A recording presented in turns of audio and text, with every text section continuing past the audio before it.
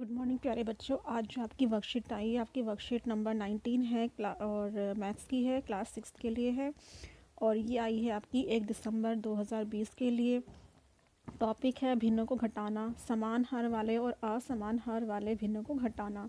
तो आपने पिछले हफ्ते की वर्कशीट में भिन्नों को जोड़ना सीखा था, अगर हर समान हो और अगर हर असमान हो। तो इस वर्कशीट में हम भिन्नों को घटाना सीखेंगे यदि हर समान है, और दूसरा केस है अगर हर समान नहीं है। तो ये देखिए एग्जाम्पल से आप लोगों को ये पहला समझाया गया है, 3/4 और 2/4 है, इनको हमें घटाना है। तो पिछले हफ्ते की वर्कशीट में मैं आपको पहले ही बता चुकी हूँ कि जब नीचे हर सेम होता है तो उन्हें घटाना बहुत ही ज़्यादा आसान होता है। सिंपली हमें क्या करना होता है कि ऊपर वाले अंशों को हम इस तरह से लिख देते हैं घटाकर, और नीचे हर एक ही बार लिखा जाता है, यानी कि बड़ा सा ये रेशियो का साइन या ये जो है घटा का साइन और नीचे बटे का साइन और नीचे हर लिख देते हैं। तो 3 में से 2 गए 1, तो 1/4 ये आपका आंसर हो जाता है। इस तरीके से ये क्वेश्चन किए जाते हैं। तो देखिए आगे यहाँ पर आप लोगों को कुछ उदाहरण दिए गए हैं। यहाँ पर कुछ उदाहरण दिए गए हैं, जैसे कि 7 है, 7 और 7 को हम एक ही बार 7 लिखेंगे और ऊपर के दोनों अंश को इस तरह से माइनस में लिख देंगे। 2 में से 1 गया तो 1/7 इसका आंसर है। उसी तरह से यहाँ पर देखिए 13 को हमने एक ही बार लिखा है, ये 13 अलग अलग है, अलग अलग लिखा हुआ है, लेकिन इसको हमें क्या करना होता है, घटाते टाइम या जोड़ते टाइम हम इस पूरे के नीचे 5 और 2 को इकट्ठे लिखते हैं माइनस में, और इस पूरे की जगह हम 13 एक ही बार लिखते हैं। तो 5 में से 2 गए 3/13। इसी तरीके से ये और ये भी हुए हैं आपके। देखिए इस पूरे की जगह हमने एक ही बार 7 लिखा और ऊपर के दोनों अंशों को घटा कर लिख दिया, तो 5 में 3 गए 2। इसी तरह से ये हुआ है। अब हम बात कर लेते हैं अगर हमें घटाना हो ऐसे भिन्नों को जिसमें कि हर अलग अलग है, तो उस तरह के भिन्नों को हम कैसे घटाते हैं, ये भी मैं आप लोगों को पिछले हफ्ते की वर्कशीट में जोड़ में समझा चुकी हूँ। लेकिन इसमें हमें क्या करना है, घटा में। देखिए बेटा यहाँ पर ये प्लस का साइन जो है गलत लिखा हुआ है, यहाँ माइनस आएगा, माइनस कर लेना आप लोग। जैसे कि हमें क्या करना होता है, पहले वाले अंश को लिखते हैं, फिर दूसरे वाले अंश को लिखते हैं और थोड़ा सा गैप छोड़ते हैं, यानी कि ऐसे लिखते हैं 2/3 और माइनस करना है तो 1/4। अब क्या करते हैं, इसके हर से हम इसके ऊपर नीचे मल्टीप्लाई करते हैं और इसके हर से हम इसके ऊपर नीचे मल्टीप्लाई करते हैं। ठीक है, तो 2 4 ज़ा 8 हो गया और 3 4 ज़ा 12 हो गया। अब उसके बाद 1 3 ज़ा 3 और 4 3 ज़ा 12 हो गया। अब देखिए दोनों के हर सेम हो गए, तो हमें क्या करना होता है, एक ही बार 12 लिखते हैं और 8 - 3 लिख देते हैं। तो 8 - 3 कितने हो गया, 5/12। ये आपका आंसर हो जाता है। इस तरीके से करते हैं इसको।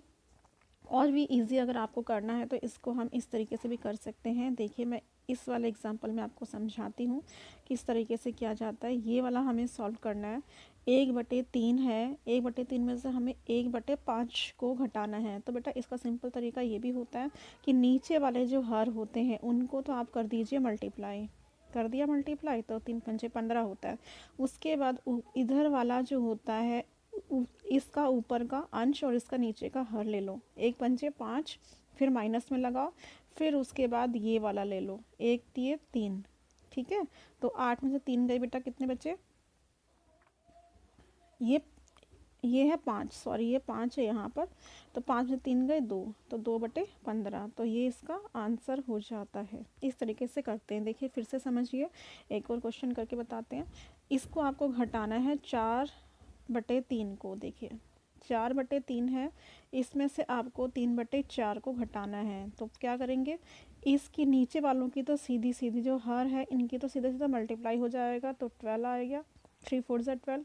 अब उसके बाद क्या करना होता है, इसके ऊपर का और इसके नीचे का ले लो, 4 4 ज़ा 16। ठीक है, और ये माइनस अपनी जगह, और अब इसके ऊपर का और इसके नीचे का इस तरीके से, 3 3 9। ठीक है, अब 16 में से 9 गए तो कितने बचे बेटा, 16 में से 9 गए तो आपके बच्चे 7, 7/12। ये आपका आंसर हो गया। इसको इस तरीके से भी कर सकते हैं, बिल्कुल आसान तरीके से ये हो जाता है। तो ये इस तरीके से आपको ये वर्कशीट करनी थी। आइए अपने एक्सरसाइज की तरफ।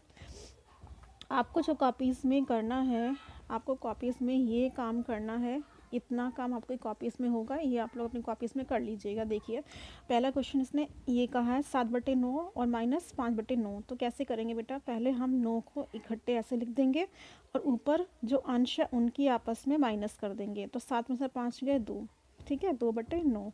ये इसका आंसर हो गया। ठीक, ये इसका आंसर हो गया।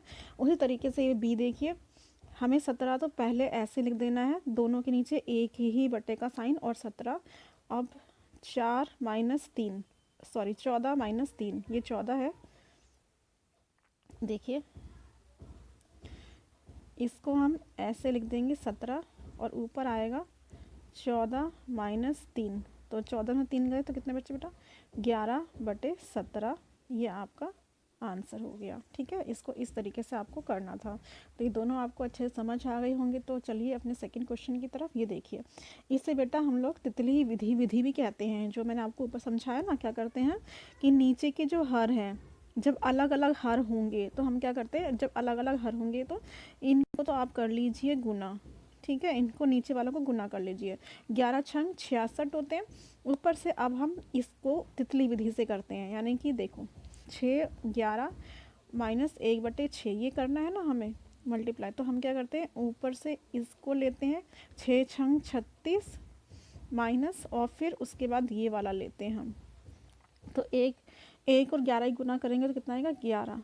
ठीक है, तो 36 में से 11 गए 25। ठीक है, 6 में से 1 गया 5, 3 में से 1 गया 2, और ये बचे 66। ठीक है, तो ये आपका आंसर होगा। नेक्स्ट क्वेश्चन देखो, ये है आपका इसका बी पार्ट, 7/9 और माइनस 2/3। क्या दिया हुआ है, 7/9 माइनस 2/3। आपको ये जो है घटाने हैं। तो क्या करेंगे, पहले तो नीचे के हर को आपस में कर दीजिए गुना। तो गुना करने पर क्या आएगा, 9×3 27। ठीक है, उसके बाद ऊपर क्या बताया था, तितली विधि है ना, इसके हर को, इसके अंश को नीचे इसके हर से करो, 7×3 21, और उसी तरह से इसके अंश को इसके हर से करो, तितली बन गई 9×2 18। ठीक है, और उसके बाद लिख दो 21 में से 18 गए, कितने बचे, ये आपका 3। ठीक है, और नीचे 27। अब ये आगे कट रहा है तो काट दीजिए, 3 एकम 3 और 3 27। तो कितना आ गया आंसर, 1/9 है ना, 1/9 आपका ये आंसर आ गया। तो इस तरीके से आपको ये वर्कशीट पूरी हल करनी थी। कि आई होप कि आप लोगों को ये आज की वर्कशीट अच्छे से समझ में आ गई होगी। कुछ नहीं था, बिल्कुल जोड़ की जगह घटा करना था। तो उम्मीद करती हूँ कि आप लोगों की वर्कशीट अच्छे से समझ आ गई होगी। तो आप लोग अपनी वर्कशीट कीजिए और पिछले वर्कशीट को रिवाइज कर लीजिए। And stay home and stay safe. Thank you so much.